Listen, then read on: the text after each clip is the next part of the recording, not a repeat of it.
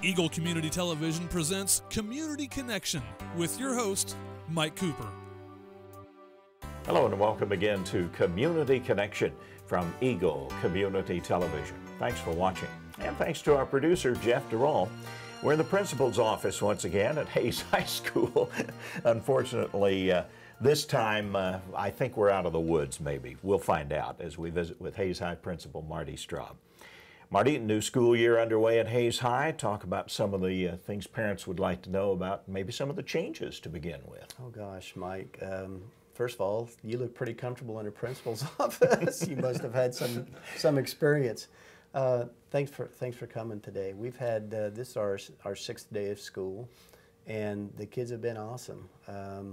We've had a little change in enrollment, obviously, and different staff and a little bit different program, but no major changes this year. Last year at this time, we were implementing a new schedule that required us to have 8 different academic programs, a shorter seminar, shorter passing period, and a program called GPS. And we're tweaking the GPS, which stands for Guided Personal Study, but really have seen some real benefits. That's probably the biggest change that we've experienced in the last year or two, and kids have really adjusted to it well. As you came in, you probably saw, I know we're going to talk about facilities a little bit, but we're still struggling with that flat roof over Hayes High School a little bit, but nothing that your wife isn't used to. I wonder about the changes as it relates to the standards that you're trying to achieve with GPS and such. Some value there, you think, Marty? Well, I believe so. You know, my kids need different amounts of time and to learn, and GPS, Guided Personal Study, allows for that, firstly. Secondly, we are in the implementation stage of new curriculum in science and our other core areas of math and language arts and social studies, and they're very rigorous. I know there's opposition out there, and it's really probably lack of trust of big government, more so than sound criticism of Common Core or college career readiness standards or next generation science standards. The bottom line is those standards are more rigorous than any that I've seen in the 31 years that I've been in as a professional educator, as a teacher and administrator. It is a stretch for our teachers. It is a real challenge for our teachers. To stay ahead, to stay on top, and to allow kids different ways to learn and challenge them each and every day. It's tough stuff, and I don't apologize for that, but it's been a real stretch. We've done some things within a couple curriculum areas, Mike, that we think have helped our teachers. Last year, we implemented a common plan with our entire math department during the last period of it was a Maroon Day, one of our days of rotation. It was challenging because while that department especially is used to working together literally every other day, they had the potential to get all their department heads together and think out loud together, and you have to build relationships when you do that along the way, and it wasn't without struggle. But I would guess that department, I know that department would say, we are better because of that. We spent time, and we are more aligned and more in routine quicker this year than we were the year before, and we were able to do that again this year with math. We added another department to that philosophy this year, and that's science. The next generation science standards are very challenging, very rigorous. It's important that we have good knowledge content among our teachers, sharing of ideas, most effective way to teach different concepts, sharing of laboratory space and materials. All of those things can be done during that common professional learning community time with our teachers. I just am really sold on the idea that if we cannot find a way to lengthen our school year, to buy more days of teachers' time for in-service, then we've got to find time within our contract day and our contract language that we have to allow teachers to collaborate with one another and learn from one another and with one another. We have to learn, we have to be able to teach more in a shorter period of time all the time. So I'm glad you mentioned that, because I think it's so focused on what needs to be done.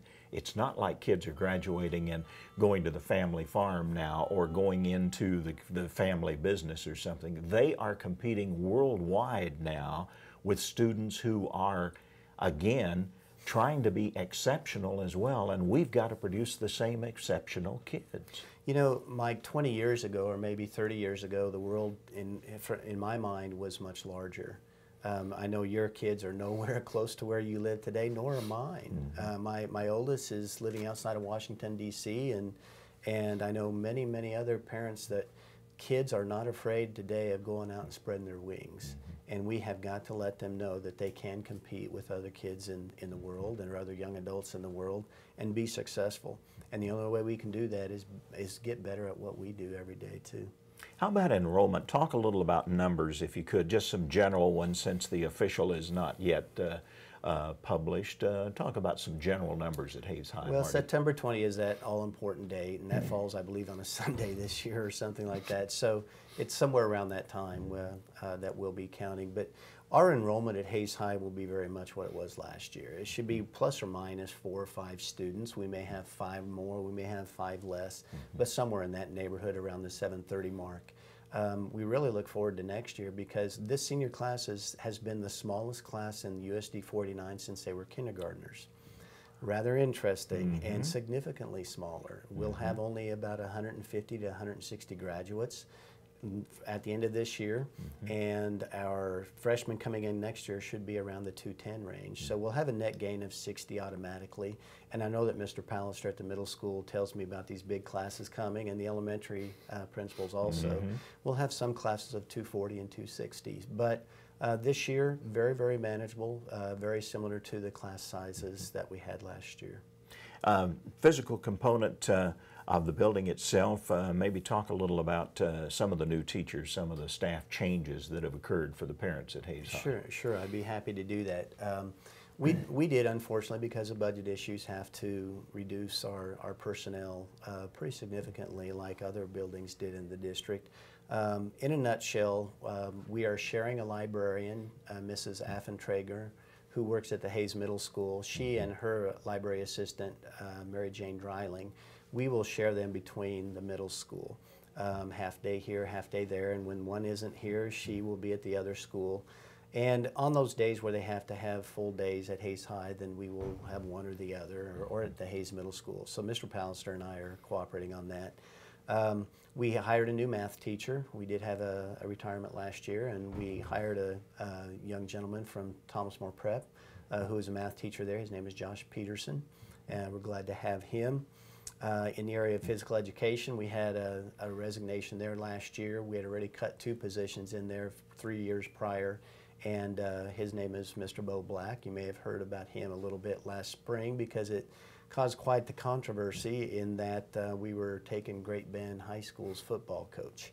But just a good man. He moved up here this summer and didn't have his house finished yet, and so he and his family, a young boy and a young girl and his wife, basically lived in a motel all summer.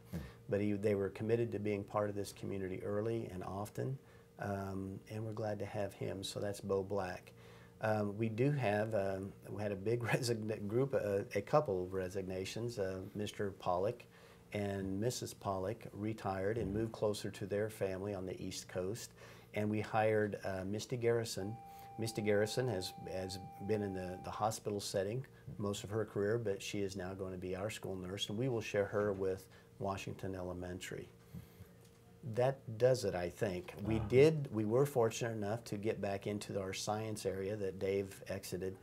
Miss Jessica Butte. Now, Jessica's been with us for many years, went to service the ELL population for the district for a couple years, and thankfully she had very strong interest in coming back and being a science teacher again, and was just we were very, very happy to have her back. Those are our certified changes.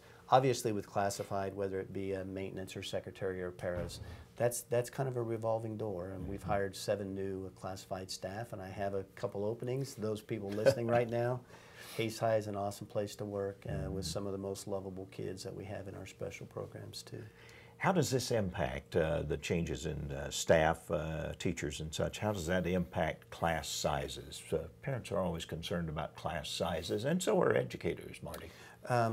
Mike, with our new schedule last year and the new requirements in the master negotiating contract, instead of teachers teaching 5 classes, they're teaching 6. So already the last 2 years we've extended the number of sections our existing staff could teach in the first place. Really, class sizes for Hayes High School, as far as concern areas, it's really spotty. Social studies has large numbers. Generally, that's an area where you can have more Socratic method of instruction and larger groups, so it's really not a problem. Our facilities are holding our population fine. You remember the days when your son was here, we had 1,160 kids, and we're 300 down from that or more. So as far as staff in the building, we're in good shape. As far as class sizes, I sent a list of classes over 25 to Shanna Dinkle over at Central Office the other day, and it's larger than what it has been. But as far as having to shut down classes and not allow kids in, they're really very few and far in between. Next year is going to be a little more challenging because obviously we're graduating a class of 150 to 160, bringing in about 210. So just naturally you bring 50 kids off the top, plus the new kids moving in. Generally we'll have more kids moving into our community than out. How do we convince legislators, Marty, that education is a primary concern in this state and that we need to fund education fully to make sure that we get the quality of students that we want at the outcome?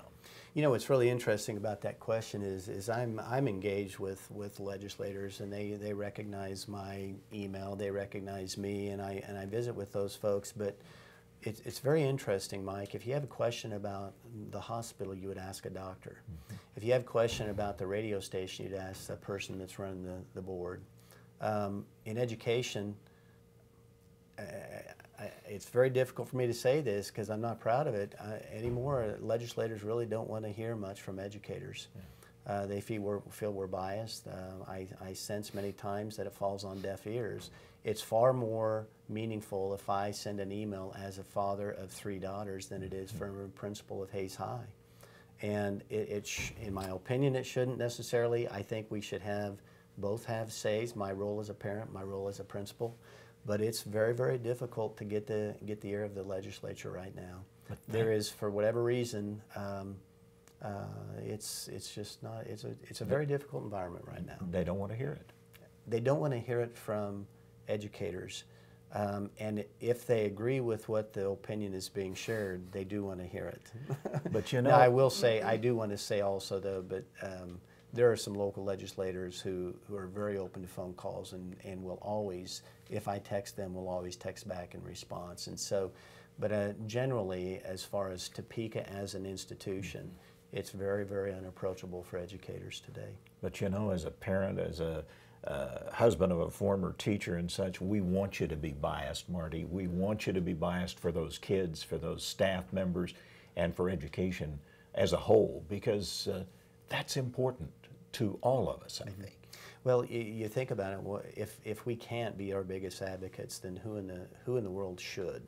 You know, granted, the students should and their parents should, but if educators don't advocate for public ed, and the general principle historically of why public education exists and the importance of an educated electorate, an educated citizenry, a law-abiding citizenry, education can influence all those things. Thank you for your efforts. Best of luck in the new school year at Hayes High School. Thank you, sir. Welcome to Hayes High, Mike. Principal Marty Straub, Hayes High School, and our community connection. Thanks for watching.